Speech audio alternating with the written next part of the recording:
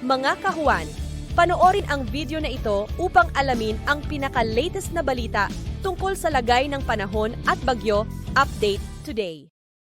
Narito ang ating latest satellite image kung saan meron tayong minomonitor na 2 bagyo at isang LPA sa labas ng ating Philippine Area of Responsibility.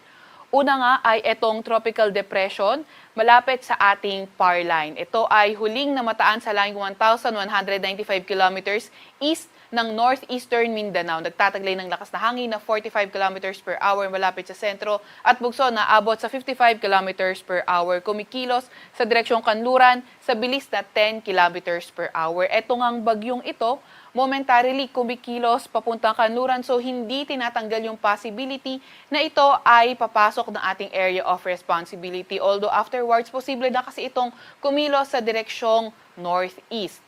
Samantala, isa nating minomonitor na bagyo nasa typhoon category, may international name na Saudel. Kanina alas 3 ng madaling araw, huling namataan sa layong 2,710 kilometers east ng Northern Luzon. Ito naman ay nabagit nga natin nasa typhoon category, nagtataglay ng lakas na hangin na 130 kilometers per hour at bugso na abot sa 160 kilometers per hour. Kumikilo sa direksyong Hilagang Kanluran sa bilis na 25 kilometers per hour. At ito ngang bagyong ito ay posibleng pumasok ng ating Philippine Area of Responsibility.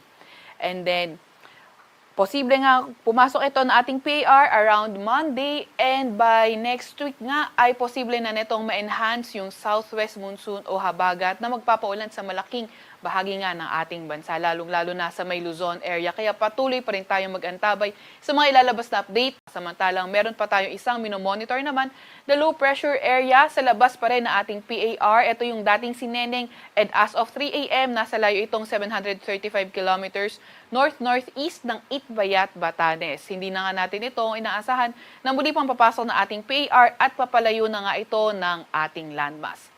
Samantalang southwest monsoon o habagat patuloy pa rin na epekto sa northern at central Luzon at nagpapaulan nga sa ilang bahagi ng lugar na ating nabanggit.